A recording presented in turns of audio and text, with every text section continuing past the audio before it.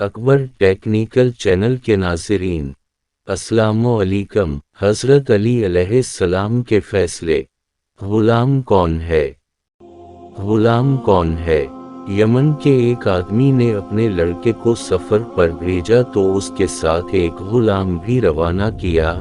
रास्ते में किसी बात पर दोनों में झगड़ा हो गया। कूफा पहुंचकर गुलाम ने दावा कर दिया कि ये लड़का मेरा गुलाम है और मैं इसका आका हूँ। ये कहकर उसने लड़के को बेचना चाहा।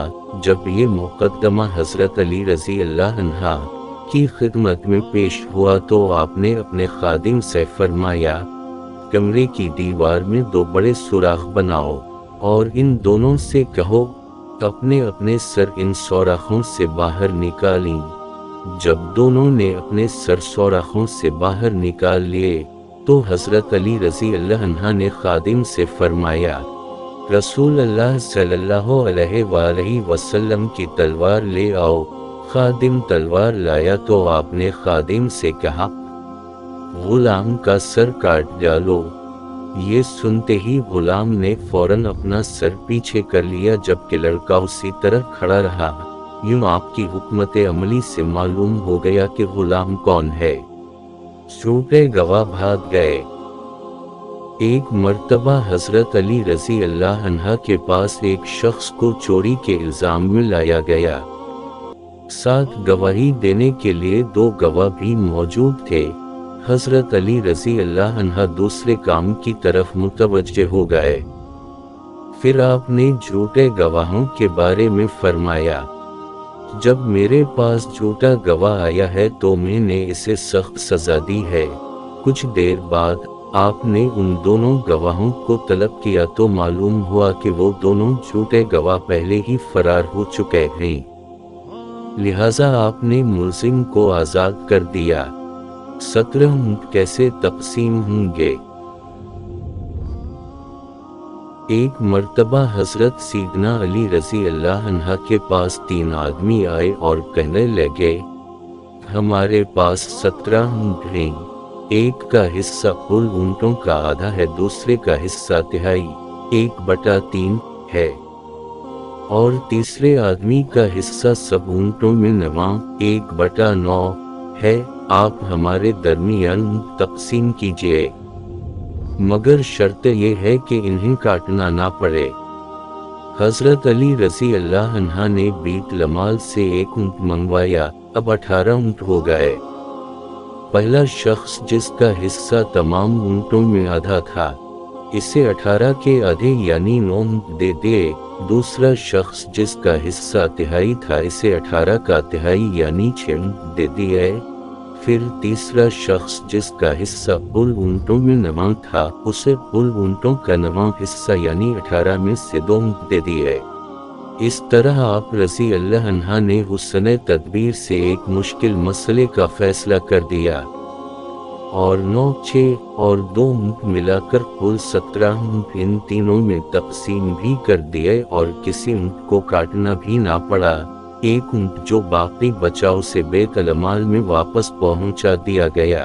मरहूम की वसीयत। एक शख्स ने मरते वक्त अपने दोस्त को 10,000 दिए और वसीयत की, जब तुम मेरे लड़के से मुलाकात करो तो इसमें से जो तुम चाहो वो इसको दे देना। इत्तेफाक से कुछ रोज बाद इसका लड़का वतन वापस आ गया। इस मौके पर आप रज़ी अल्लाह अन्हा ने इस आदमी से पूछा, बताओ तुम मरहूम के लड़के को कितना दोगे? इसने कहा 1,000। आपने फरमाया, अब तुम इसको 9,000 दो, इसलिए कि जो तुमने चाहा वो 9,000 हैं और मरहूम ने यही वसीयत की थी कि जो तुम चाहो वो इसको दे देना। गुलाम का आका को कत्ल करना। एक गुलाम को हज़रत अली अलैहिस्सलाम के सामने लाया गया जिसने अपने आका को कत्ल कर डाला था। मौलाए कायनात ने गुलाम से पूछा, क्या तुमने अपने आका को कत्ल किया है? गुलाम ने कहा, हाँ मैंने कत्ल किया है। आप अलैहिस्सलाम ने पूछा, क्यों? गुलाम ने कहा कि मेरे आका ने मेरे साथ फिर बद किया था। حضرت علی علیہ السلام نے میت کے ورثہ سے پوچھا تم لوگوں نے اسے دفن کر دیا ہے؟